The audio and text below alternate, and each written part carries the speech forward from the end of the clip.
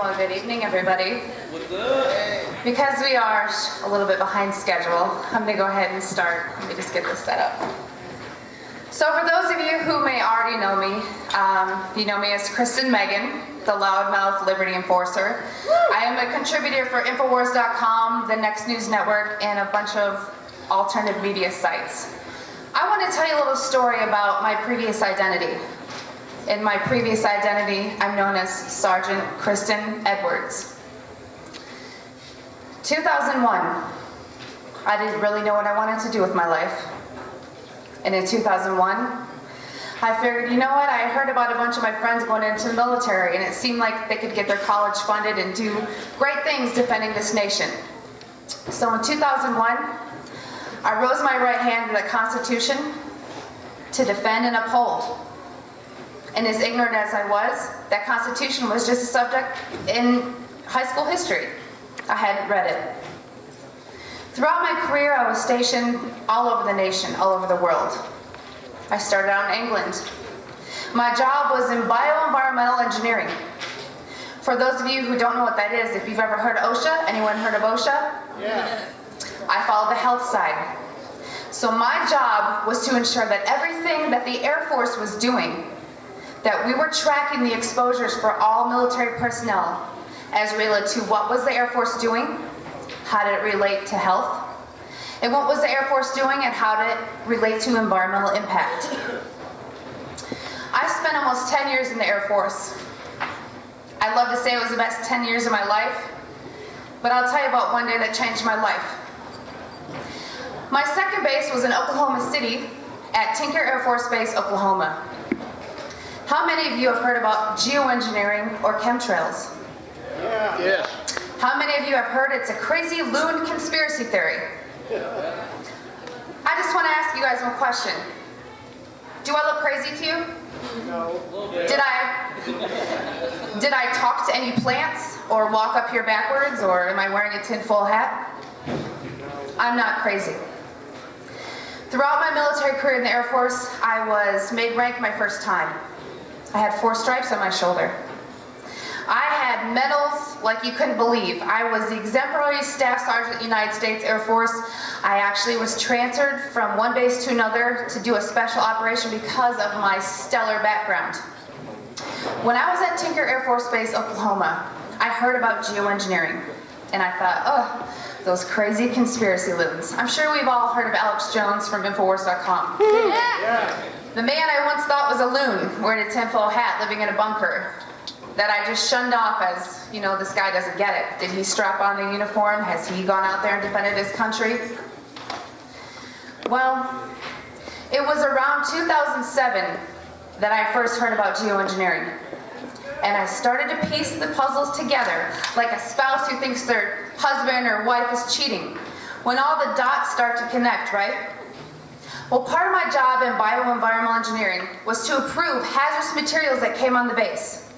So whether you were using a simple spray can of paint, or you were ordering an oil solvent to degrease airplanes, I sat at a computer and I approved those hazardous materials on base and tied them to a process and a building. Now, there are certain things we all know in the military that are classified, right? Yep. So even though I had a security clearance, it says a need-to-know basis. So when I started approving what is called an Air Force Form 3952, the approval of hazardous materials, and I started seeing barium, aluminum oxide, and strontium come on the base from a contractor whose name was not listed, which was not normal, I started to realize that those crazy tinfoil hat-wearing conspiracy theorists might not be so crazy. So in 2008, amongst myself, I lived about less than a mile behind the flight line at Tinker Air Force Base, Oklahoma, in Oklahoma City. And due to my background as an industrial hygienist and an environmental specialist, I conducted soil grid sampling and grade sampling. Those of you who may not be too privy to chemistry, you know that there's natural elements occurring in Earth. Aluminum is one of them. However, barium, radioactive, and strontium are not. So I conducted those samples and saw limits in my community that would make your head spin. And I started to realize that those peers within my professional community that were trying to wake those of us in the military up were right. So right when I decided, I was on the fence, should I re-enlist? I was pregnant, just so you know, with my now 9-year-old daughter, Nuggie. You'll see her walking around. And I thought, wow, this is my livelihood. Do I question this? Or do I re-enlist and move forward? Amongst my ignorance, I moved forward, and I re-enlisted again. I raised my right hand to the Constitution, which I had not read all the way through.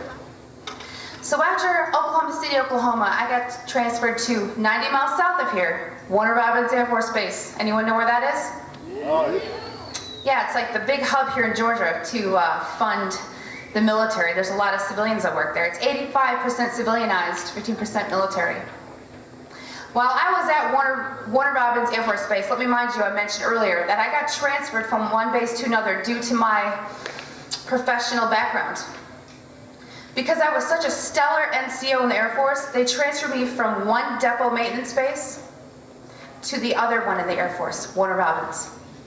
While at Warner Robins Air Force Base, I thought I was defending my country on a home front, making sure that all those people that went out there, front line, were safe and protected from carcinogens, radiation, inhalation, drinking water, noise, all of it. My job was to protect them so they could be all they can be. In 2009, late 2009, I stumbled upon something that changed my life. I ran across an operation at Warner Robins Air Force Base, which was exposing thousands of civilians to carcinogens. Those of you that are familiar with OSHA, in general industry and construction industry, for different constituents known as hazardous materials, OSHA sets levels for which certain employees can be exposed to. Well, what if I told you that these employees were exposed 100 times over that occupational exposure limit? That should probably scare you. That's an acute and an immediate hazard to carcinogens. People were getting sick. People were getting cancer. People had sores in their mouth from something called strontium chromate or chrome-6, a carcinogenic metal used in military operations. So after what I saw at Tinker Air Force Base, Oklahoma, and then what I saw at Warner Robins Air Force Base, Georgia, everything that I knew, everything that I thought I knew, this great nation, we are heroes. I had 4 stripes on my arm and 11 medals and ribbons on my chest. I thought I was protecting my homeland. When I brought to my commander to his attention that there were people exposed to these hazardous pollutants and people were getting sick, I'll give you the synopsis of the story. I took these air samples, I took the swipe samples. These people were actually dumb and ignorant enough to threaten me in writing. My threat was, mind you, I had a perfect history. Not one article of paperwork, not one Article 15, not one negative aspect on my record. I was the poster child for what an Air Force NCO should be. I was told that if I told the employees, which is required by law, that they were exposed to these materials, that my commander had the authority to lock me up in a mental institution for up to 120 days without being questioned. At the time, my daughter was 5 years old. I was told, who will take care of your daughter, because I was divorced. I was threatened to be locked up in a mental ward for trying to do my job. I was threatened to have my one child who I love with all my life taken away from me because I tried to do the one thing I was trained to do, protect the workforce. So folks, let me tell you, 2001 is when I entered the military. 4 stripes on my arm, 11 medals and awards on my chest. But it only took one day to change my life. And that day was October 27, 2010, when I left the United States Air Force at almost 10 years, halfway to retirement. I would have been scot-free. I left as a whistleblower of the United States Air Force. I had my life threatened. I was followed. My phones were tapped. I had journalists at my front door. I had no job.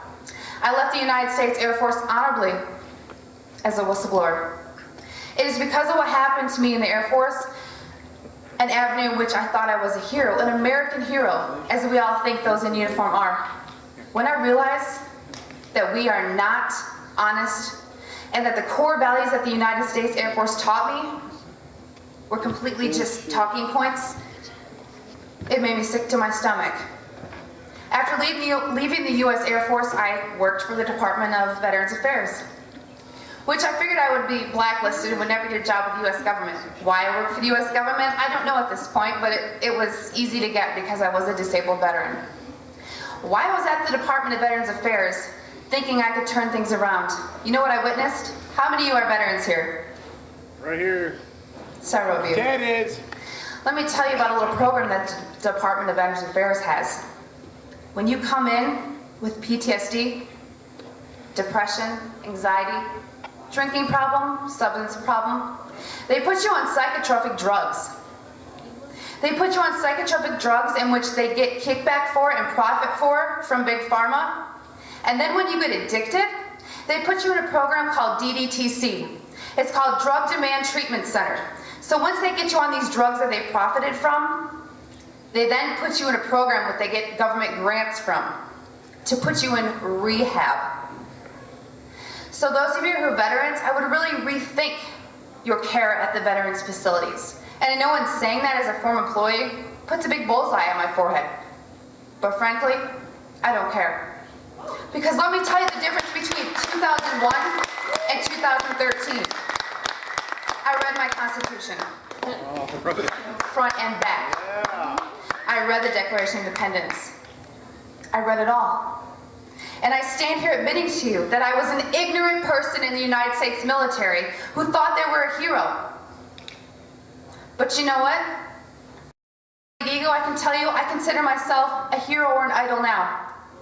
Because I put my career on the line as an industrial hygienist who now works in the private sector after leaving the VA. And as a contributor to Infowars.com, to the Next News Network, to different avenues which you can spread your message, I realized that instead of dwelling on all the negative that really changed my life, I am here to redeem myself. And I'd ask you that are veterans, or any of you that are civilian, what do you do in your careers? Do you work in the medical profession? Do you work in an airport? Where do you work? And what do you see? Because I guarantee you, if you step back and you connect those dots, you will see things that never made sense to you before. So as I fight the hatred and the disinformation trolls and those who try to ruin my reputation, for every negative thing I find about myself on the internet, excuse my French, but it pisses me off. And you know what? It makes me pull out some more documents that I took before I left the United States Air Force. And I save them, and I publish them, and I send them to my family members throughout the country. And I have friends tell me, be careful. You know what I tell them? Be careful what? I was in the United States military. They have my social security number and my address and my cell phone number. They can find me. So what I want to leave with you here today is to tell you, if you know someone who's in the military now, or you know a veteran, engage them. It's your due diligence. Whether you or not you agree with, quote, conspiracy websites like Infowars.com or Prison Planet, or whether you believe in geoengineering or chemtrails, please believe me because I saw it firsthand, okay? This is not what I want to be known for. It's a huge target on my back. I ask you to ask those veterans in your family or those friends and ask them to rise up, as Robbie Wells says. Do your part. Defend your nation. Join Oath Keepers. Get in touch with all the alternative media outlets. Support the acts and musicians. You guys, it all matters. I have people tell me, why do you do what you do? There's nothing we can do about it. I know the TSA is unconstitutional, but what can we do about it? Well, let me tell you, I've done things about it, okay? I've shot documentaries. I've done TV shows. I have things in the works I can't even mention so that they don't get edited before they air. You can do something about it. So just remember these numbers. 2001, I thought I was doing good. 4 stripes on my arm, 11 medals on my chest. One day to change my life. What day will be yours? Because trust me, it will come. It will directly affect you, and you will remember this. So please, rise up, do your due diligence, do your own investigations, and support your military by educating them. Thank you.